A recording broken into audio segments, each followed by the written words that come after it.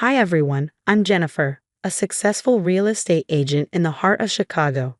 And this is how karma finally caught up with my toxic sister-in-law. It all started when my daughter Ava burst through my office door, her engagement ring sparkling like a beacon of joy. "Mom," he proposed.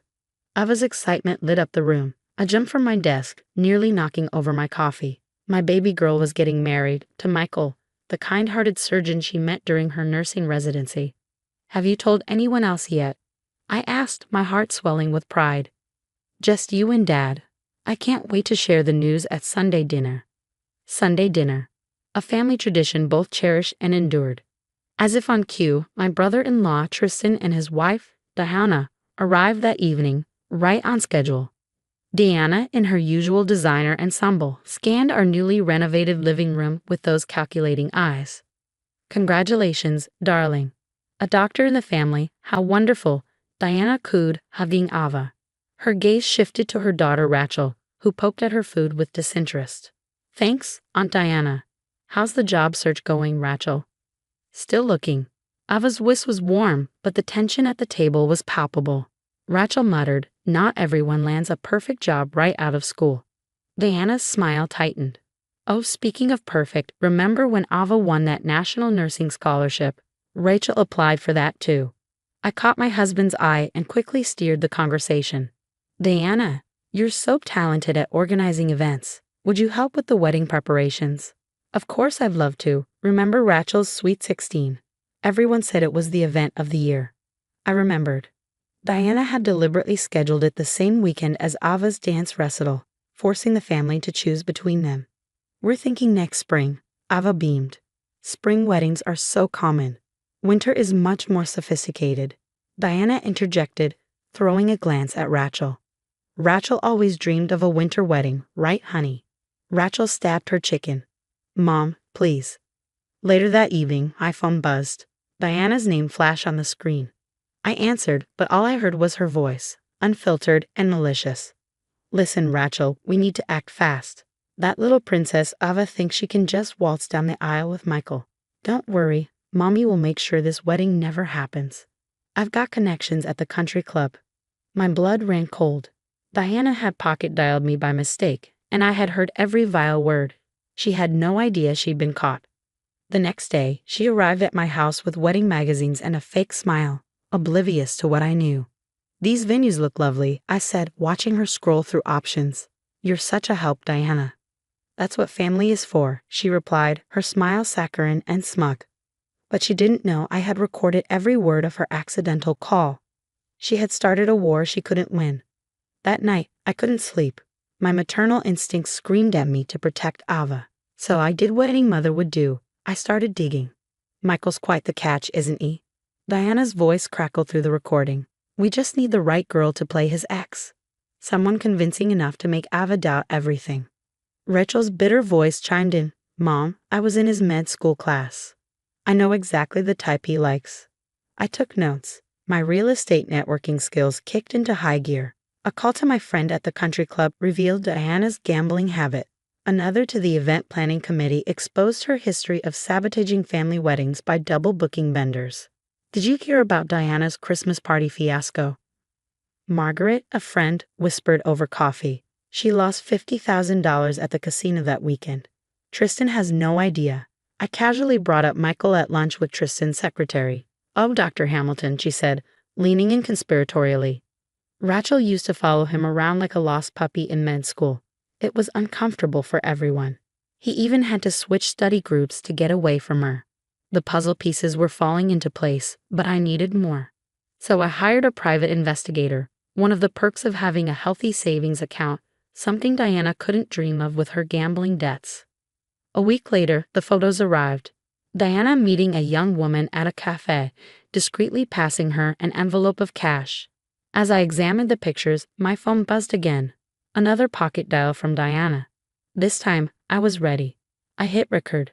"The vendors are lined up perfectly," Diana's smug voice echoed.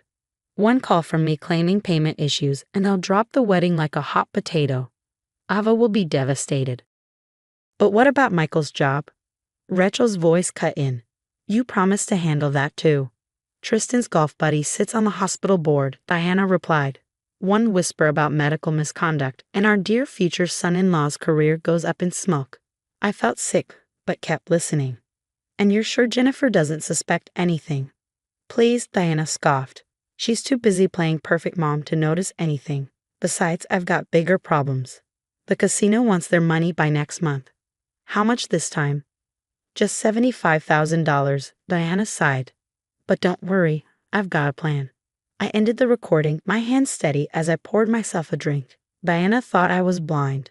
Time to show her how wrong she was. My phone pinged, a message from my PI. Found something interesting in Tristan's company financials. You're going to want to see this.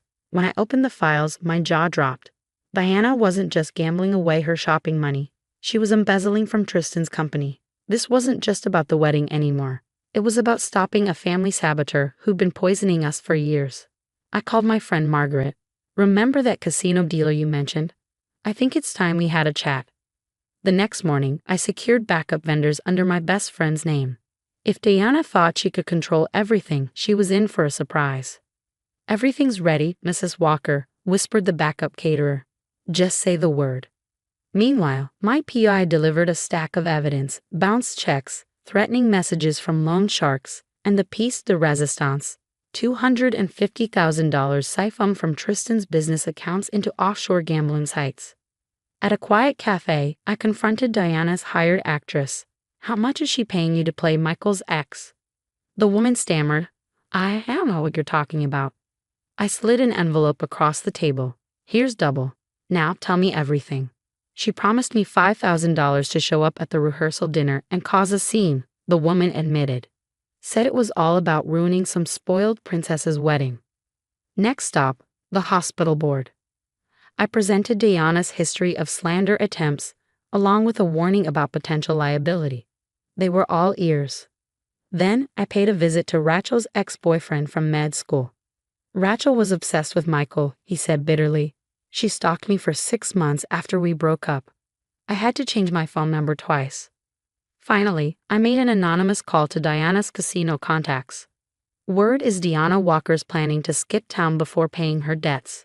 Thought you'd want to know. Rehearsal dinner arrived. Diana fidgeted with her phone, clearly wondering why her hired actress hadn't shown up. Standing, she raised her glass. I'd like to make a toast, she said, her hands shaking. To the happy couple. Before she could finish, 2 large men in suits entered the restaurant. Mrs. Walker, one of them said, his voice low and menacing. We need to discuss your outstanding balance. Diana's face went pale. I can pay next week. That's what he said last month. Rachel jumped up. Mom, what's going on? Nothing, Diana stammered. Just a misunderstanding about some investments. I sipped my wine, watching my chess pieces fall perfectly into place. The next morning, Ava's wedding day. As guests arrived at the church, Diana was cornered by the same casino enforcers. You can't hide forever, one growled. Tristan stormed in moments later, holding a stack of printed emails. The company theft, the gambling, offshore accounts. His voice was thunderous. Diana, explain yourself. Tristan, darling, I can explain. Save it for the divorce lawyers, he snapped. Meanwhile, Rachel was having her own meltdown as old med school classmates arrived. Oh my God, it's the stalker. One of the guests pointed in horror. Remember how she followed Michael everywhere? She even tried to break into his apartment. The room fell into a stunned silence. Wedding guests stared at Rachel, their shock palpable. Her hospital colleagues exchanged horrified glances. You told everyone I was crazy, Rachel shrieked, her voice cracking with rage. I didn't have to tell anyone. I said calmly. Your actions spoke for themselves. Diana grabbed her purse, ready to bolt, but the casino men blocked her path. Actually, your accounts are frozen, Tristan announced, his voice cold and final. There's a corporate fraud investigation. I smoothed the front of my mother of the bride dress, surveying the chaos with a sense of satisfaction. Then I addressed the room. Now we have a wedding to celebrate. If anyone isn't here for the ceremony, feel free to leave. Ava and Michael's wedding proceeded flawlessly. Ava was radiant, blissfully unaware of the morning's drama. Diana and Rachel stood at the back, their reputations crumbling with every vow exchanged. 2 months later, Tristan's divorce from Diana was finalized. She lost everything. Last I heard, she was working double shifts at a diner to pay off her gambling debts. Rachel. She transferred to a small clinic after her obsessive past became public knowledge. Her dream of a prestigious hospital career shattered. One morning, Ava called. "Mom, did you know anything about Aunt Diana's plans to ruin my wedding?" "Sweetheart," I replied, "some people create their own downfall. We just have to stay above it." 2 years later, a gold embossed envelope arrived in the mail. Tristan was remarrying a lovely accountant who specialized in fraud detection. Ironically, the engagement party was at the same diner where Diana now worked. "More coffee, Jennifer?" Diana asked, her designer bags replaced by dark circles under her eyes. "No, thank you, Diana. I think you've served me enough," I replied with a smile. Rachel now works in obscurity, her ambitions buried beneath her obsession. Sometimes karma doesn't need a grand gesture, just a subtle nudge. Ava and Michael are expecting their first child. As for me, I'm still selling houses, attending charity galas, and being the perfect wife and mother. No one ever suspected sweet, simple Jennifer had orchestrated Diana's downfall. The moral? Never mistake kindness for weakness, and never ever try to hurt my family. What would you have done? If you discovered someone toxic was actively sabotaging your child's future, would you expose them immediately? Or play the long game, letting them destroy themselves? Share your thoughts in the comments below.